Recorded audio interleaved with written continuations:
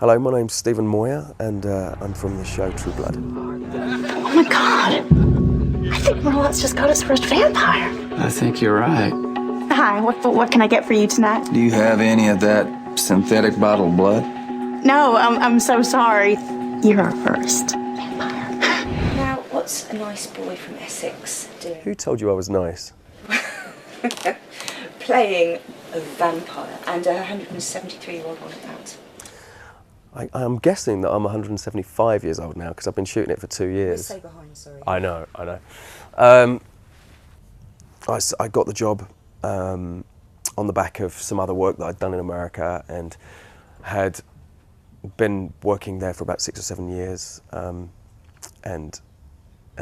here I am. You know, it's. But it's quite. I left Essex when I was 18. You know, looking at Internet Movie Database, it's quite a journey from Touch of Frost, Casualty.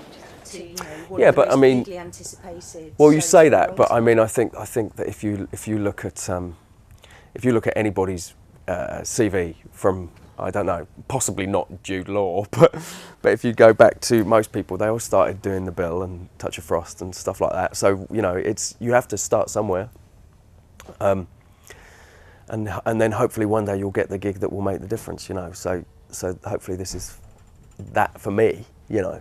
No, you know, the show's great, and you know, it's not very often that you get a script like this, where somebody like Alan Ball has written it, and Who, if people don't know, created Alan Ball created 6 Feet Under and American Beauty, and he's an extraordinary dude, and so when they told me that he'd written it, you know, I took it, I read the script kind of with reverence, and really wanted to get it, and it worked out. So.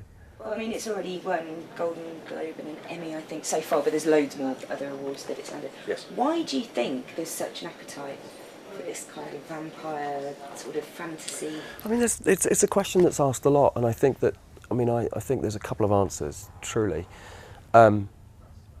People are talking about the fact that there's a recession, and that when people are penny pinching and when people haven't got as much money, they either watch a lot more TV, and they want to escape, you know, and they something like a vampire drama is pure escapism to take them away from the lives that they're living, or they go to the cinema and they want to be entertained to be taken away from the lives that they're living, and I think that something supernatural or different from a normal kitchen sink drama is an elevated thing that will take you away from that. Stop! Oh, the rat rays are gonna drain him and sell his blood.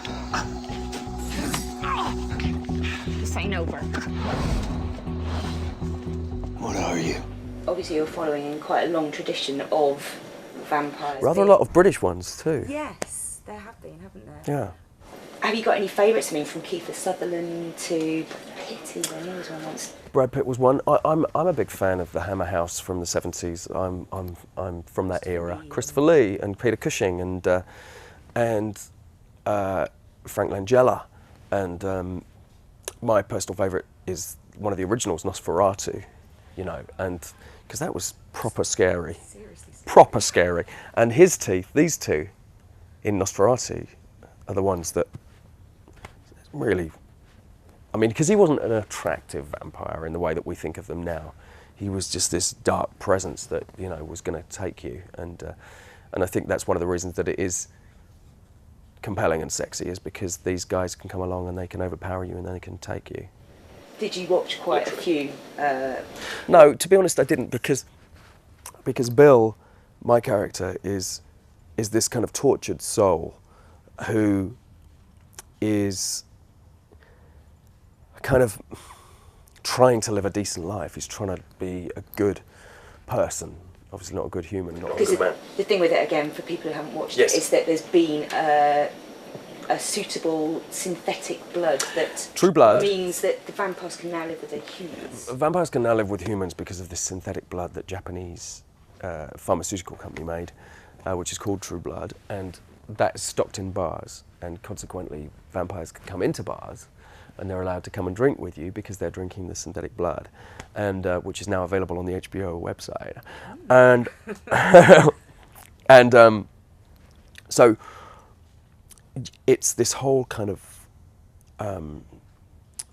world where we can now live with the humans and try to, but Bill specifically is trying to live a decent life and not prey on the innocent. He thinks it's wrong. He was turned into a vampire against his will, you know, and he lost his children and his wife because of it.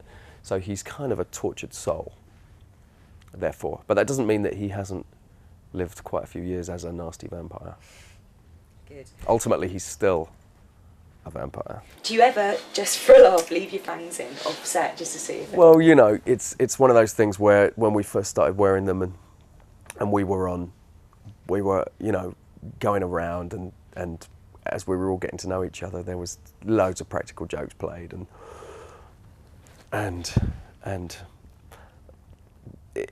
it's one of the when you start speaking with them for the first time, it's very difficult. So, you know, I had to practice with them in, and then you can't eat with them in, but you try. Actually, one of the guys who came into the second season just recently, he just wouldn't take them off. He wouldn't take them off. Evan Rachel Wood, who's in the second season, literally wore them all day. She was so excited to be a vampire. She just didn't take them off all day. May I call on you sometime? Sure. Would you mind meeting me around the back of the bar when I get off? I have a favor to ask you. I'd be delighted.